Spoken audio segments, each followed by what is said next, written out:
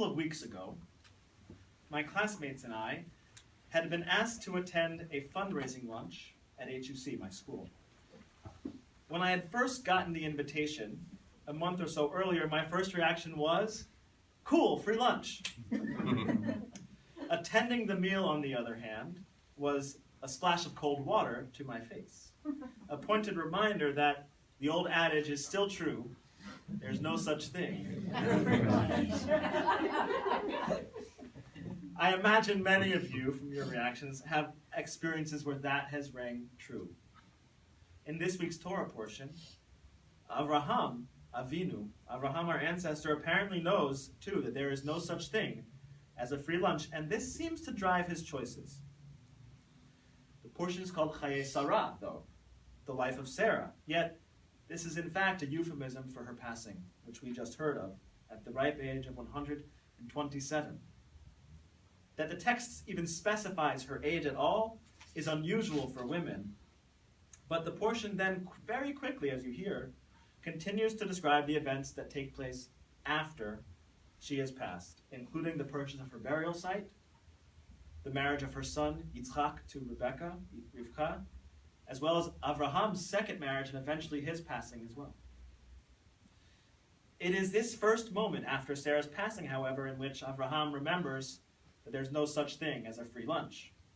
He approaches the Hittites, we just heard, the locals in his new, strange land of Canaan that God has shown him, and he requests that they sell him land for a burial plot. Yet instead of simply naming a price, they respond that none amongst them would withhold the choicest of plots from him. They offer him free land. He continues to specify a cave that he's interested in and speaks with Ephron, the owner, beseeching him to purchase the land.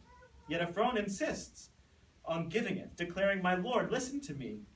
A land worth 400 shekels, what is that between us?"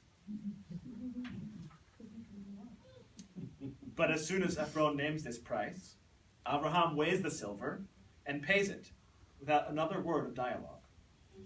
For now, for tonight, we're going to assume that Ephron accepted the payment. In Torah study tomorrow, we can talk about maybe what happened there in another way. But for now, we'll assume that he accepted the payment.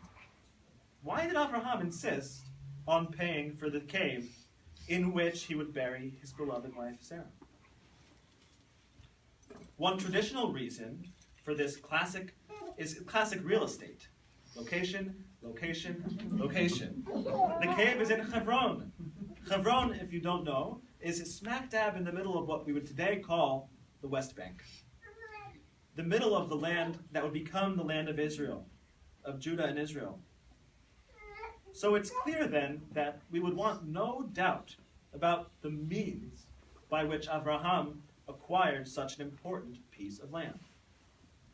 This was to become the land of the covenant between Avraham and God and all of the generations to come. I'm not sure this is enough, though. I think Avraham really is remembering there's no such thing as a free lunch. Ephron and the rest of the Hittites may have been offering it for free, but the subtext is that he would have been indebted to them had he taken this land. We know this scene actually from many a mafia movie. The boss, the family, the people with power offer a harmless gift to the outsider to lure him into doing business with them. The outsider falls into the trap, forgetting that there is no such thing as a free lunch until he is asked for a big favor in return. And that's when the movie gets interesting. And we see what he finally does with that, follow through or not.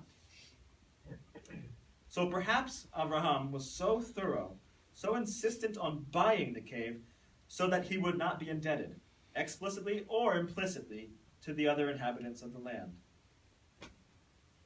But what would have been so bad about owing the Hittites a favor? Why couldn't he take that free lunch? I think the nature of his task at that very moment required him not to be indebted to any others when he completed it.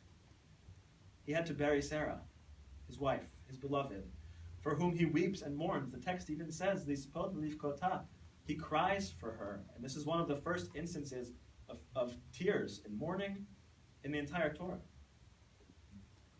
So his actions in the wake of her death show us a man who is holding to his values, determined to honor his wife, and determined to proceed independently and as honorably as he knows how. And that is the way in which he'll truly honor her life. One traditional understanding of the name, Chaye Sarah, the life of Sarah, is that the righteous never truly die. That they continue to live on in our memories and through their impact on our future actions. So I think Abraham was letting this happen almost immediately.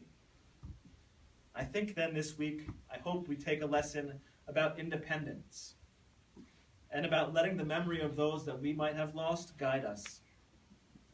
Abraham could have taken his free lunch. He could have taken the cave and possibly been indebted to the Hittites. We don't know what would have happened if he had taken the cave.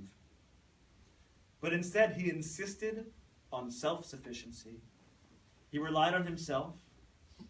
He let his love for Sarah guide him to what he knew to be the honorable course of action, the independent course of action. So too, may we always let the memory of our loved ones guide us to become more resilient, more independent, and may they then be that guiding force in our actions and never truly die. May this be God's will.